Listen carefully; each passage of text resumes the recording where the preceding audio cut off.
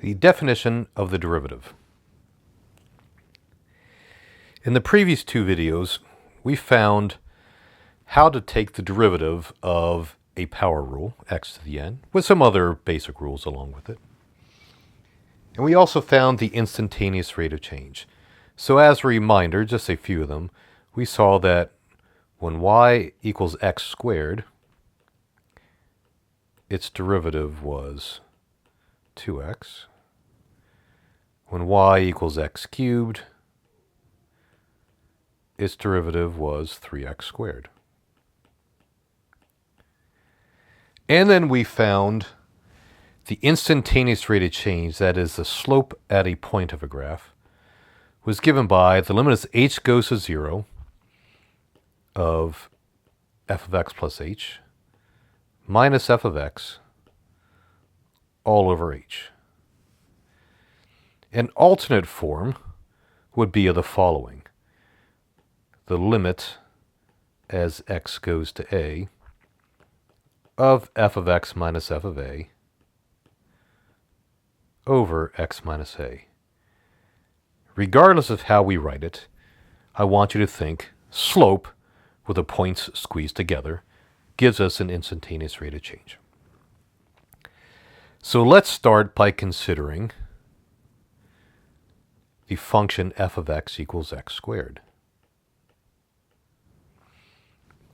And let's find the instantaneous rate of change of the function.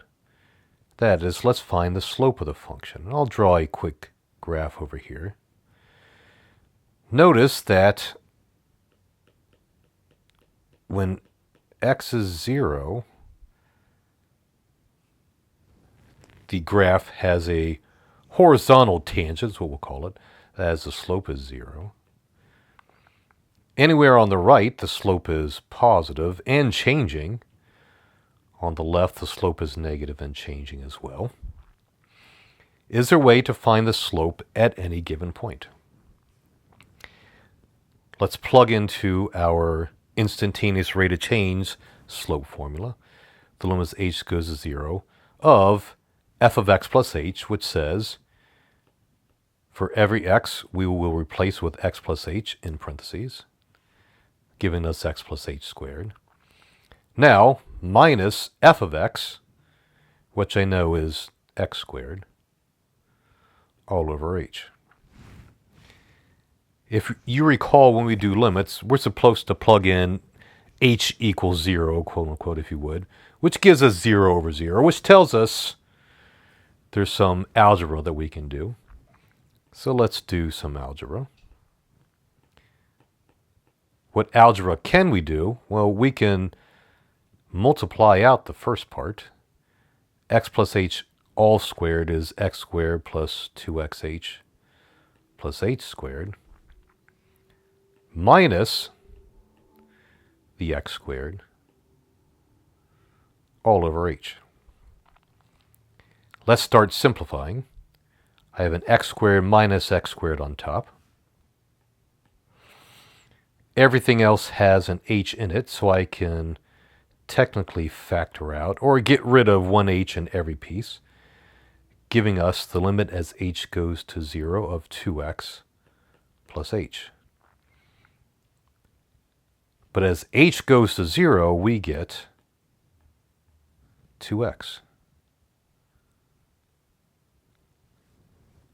So the instantaneous rate of change of f of x equals x squared is 2x. Hopefully that looks familiar. Let's do one more. Let's do f of x equals x cubed.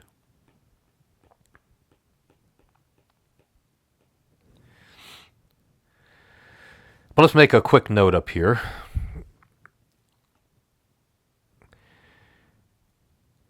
Notice that I now have a way to find the slope of f of x at any x.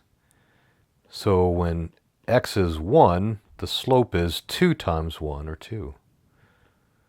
At x equals negative 3, the slope is 2 times negative 3, or negative 6. All right, let's go forward and do f of x equals x cubed. We want to find the slope at a point, so we're going to do this, I'll rewrite it so we can see it. Limit as h goes to 0 of f of x plus h minus f of x all over h. And we will plug in, giving us limit as h goes to 0 of x plus h all cubed minus f of x, which is x cubed, over h. We can multiply this first piece out. I will use binomial expansion to do that, giving us x cubed plus 3x squared h plus 3x h squared plus h cubed, that is the expansion, and then minus the x cubed over h. Once again, we'll start to simplify. The x cubed minus x cubed cancels. Everything else left over still has an h in it, so we'll pull an h out of everything, or divide an h out of everything, giving us 3x squared plus 3xh plus h squared. But as h goes to 0, we're left with 3x squared, which hopefully looks familiar. In fact, this is what I want you to think. When you see the limit as h goes to 0 of f of x plus h minus f of x over h, yes, I want you to think a slope where the points are squeezed together. I want you to think instantaneous rate of change, but I also want you to think it's the derivative, f prime of x. Similarly, if we were to use the other form, the limit as x goes to a of f of x minus f of a over x minus a, we have a slope where the points are squeezed together, which is the derivative at a. Let's do some problems here.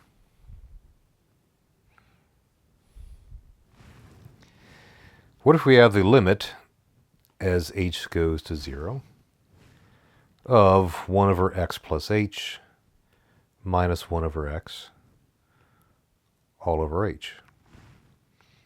We could do a lot of algebra, but I would rather recognize what's going on, because this is the limit as h goes to 0 of some f of x plus h minus the f of x all over h, which I know is the derivative of the function f of x.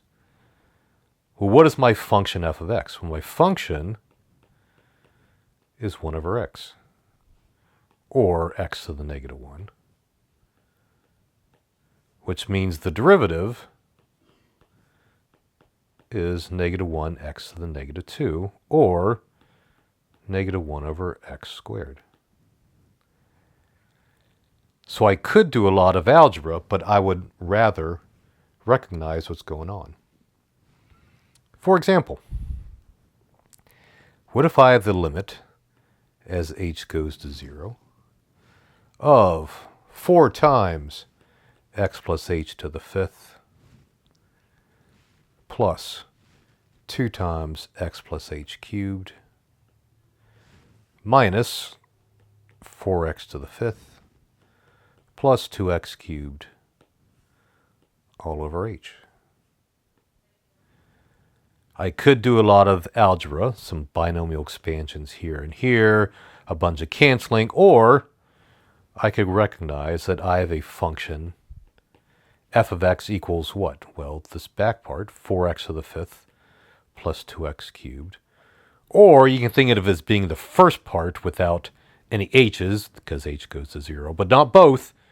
It's one or the other, because I know that I'm looking for the derivative of that function. That's what this entire thing tells us to do. And we have some shortcuts for that. I get 20x to the 4th plus 6x squared. If you'd like to, do all the algebra and you'll see that you get to this. It just takes a lot longer time to get there. Let's do an example with the alternate form. How about we do the limit as x goes to 2 of x cubed plus 4x squared plus x minus 26 all over x minus 2. Now, I could do a lot of factoring and hopefully things will work out nicely, or I could recognize that I have the derivative of this form. F of x minus f at some number, which of course is going to be 2 in this example, all over x minus that number. And the problem is saying, instead of doing a lot of work, just recognize I have the function f of x equals x cubed plus 4x squared plus x. And I want to find the derivative at 2. Now, a note which you may hear me say a lot, when we take the derivative of a function at a value, you need to take the derivative first, which I'll do down here, 3x squared plus 8x plus 1. And then, after you take the derivative, plug in the number. So we get 3 times 2 squared plus 8 times 2 plus 1.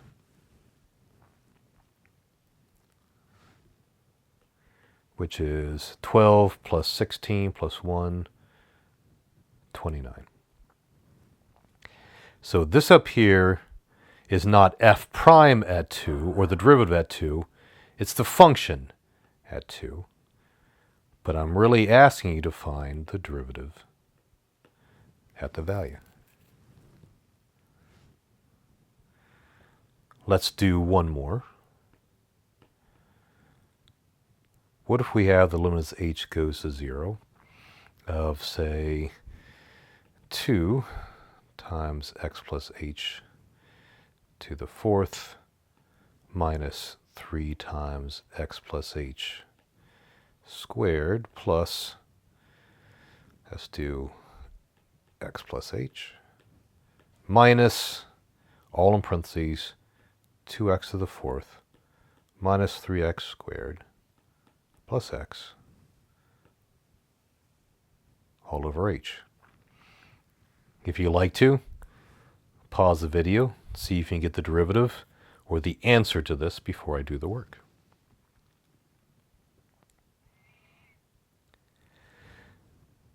So how do we do this? Well, I need to recognize that I have a slope where my points are squeezed together, that I'm really asking for the derivative. Well, the derivative of what? Well, it's some function. It shows up twice in the numerator. It shows up back here, the part being subtracted. It also shows up here, except this part has h's in it. So you can look at it either way. You can think of it being the back part only, which gives us 2x to the 4th minus 3x squared plus x. This is the function. Notice that you see it up here also, the front part, just with h equals 0. And this entire thing says, do a lot of work or recognize what the function is and that I'm asking for the derivative of the function. Which makes this problem very, very simple. Gives us 8x cubed minus 6x plus 1.